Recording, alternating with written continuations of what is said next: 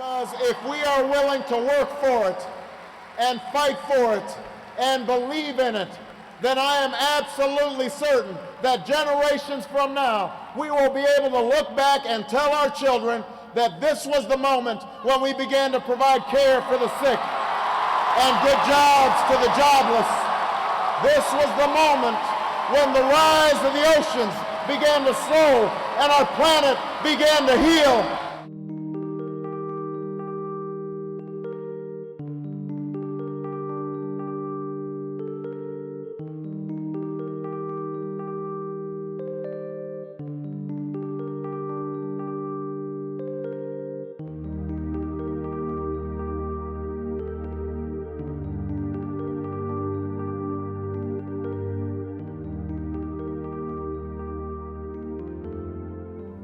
We're up against the most profitable enterprise that humans have ever engaged in. Exxon made more money last year than any company in the history of money, okay? That means that if we're gonna match them, we're gonna have a lot of people, and they're gonna have to be charged up and ready to go. If you are gonna be risking arrest, you're gonna be lining up on this sidewalk over here.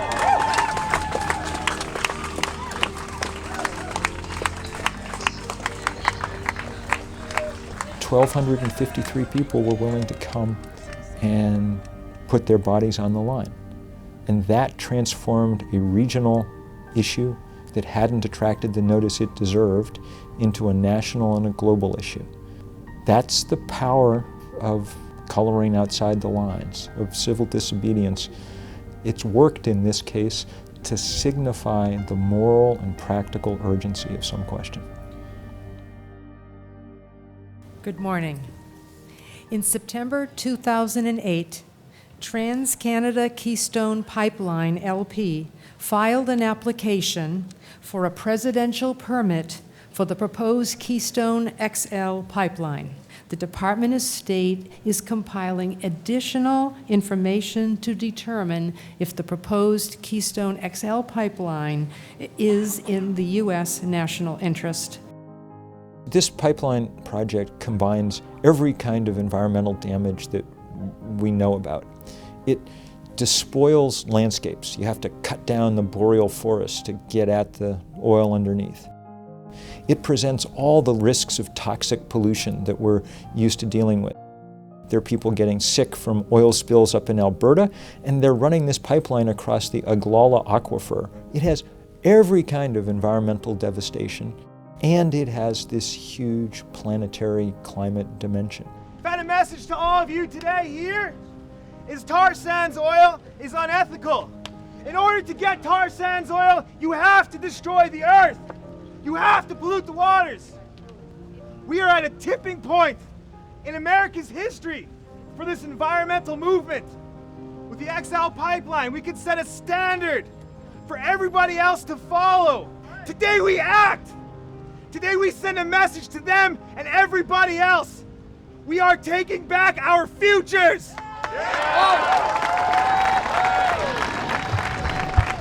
Good morning. My name is Randy Thompson. I'm from Martell, Nebraska. I'm here as a Nebraska citizen and landowner. History will be the ultimate judge of this project. And we are about ready to write that chapter of our history. Will our descendants look back and say, thank God our great-grandfathers had the foresight to protect the resources that we are now depending upon? Or will they say, what were the damn fools thinking about? I'm not an activist. I'm a farmer from Nebraska, for crying out loud. You know, just trying to protect what we have and protect our resources. Pipe comes at a diagonal roughly down through the sand hills across Nebraska. And that's where our property is located, is right along the Platte River. You know, we've worked very hard to, show that we have a foreign corporation here trying to force their will upon the American people, and it's not right. We have been threatened with eminent domain so many times. The bad reputation and intense false promises of TransCanada does not make anyone trust them. When there is a leak in our aquifer, where will I work? Please, for our children's future on our ranch, deny this permit. Thank you.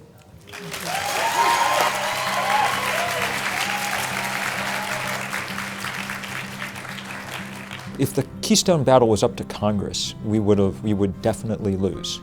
Congress is owned, but everybody knows that Obama will make this call himself, that he's on the spot. And at least in theory, he's committed to fighting climate change. We had a dream that the new president would understand the intergenerational injustice of human-made climate change, that he would recognize our duty to be caretakers of creation, of the land, of the life on our planet. But we will not give up. Have no doubt that if the tar sands pipeline is approved, we will be back and our numbers will grow. For the sake of our children and grandchildren, we must find someone who is worthy of our dreams.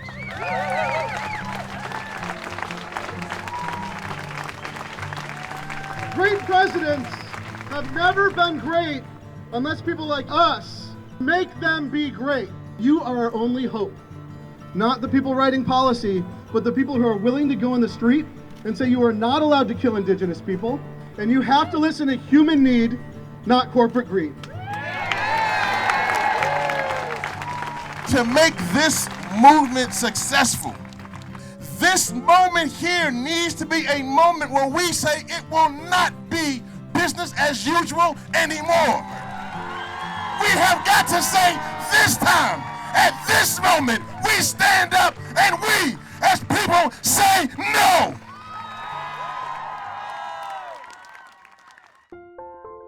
I wrote the first book about global warming 22 years ago. And, you know, I've watched over those 20 years as the scientific predictions have been confirmed, indeed outpaced by the changes around the planet. There's been this assumption that we're going to make a transition from fossil fuel to renewable energy.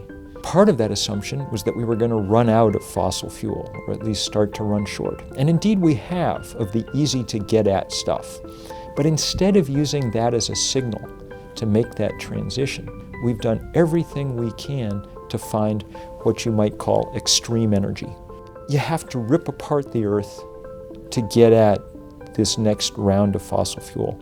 And we're fools to do it because we have been warned about what it means. The future of my generation rests with the decision of today's State Department.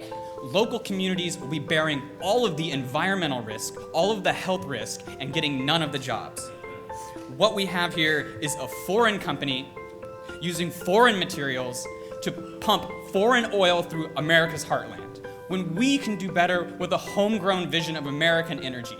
Good union-paying jobs in our steel mills, making wind turbines, and creating those millions of jobs for my generation that we need. We can do it. We can make the United States a global leader. We can end our addiction to oil. It starts here, it starts today, and it starts with your decision by firmly coming out against and rejecting the Keystone XL pipeline. I don't know how it's going to come out, but I do know that we've turned it into a fight. And I know that in that fight, we've built a new kind of solidarity around this nation, around this continent, and around this world. Keystone now! Keystone now! You know what? There's a lot of energy in a barrel of oil, a lot of energy. But there's more energy in a circle of love like this one. We are going to keep it going. Thank you guys so much. On we go.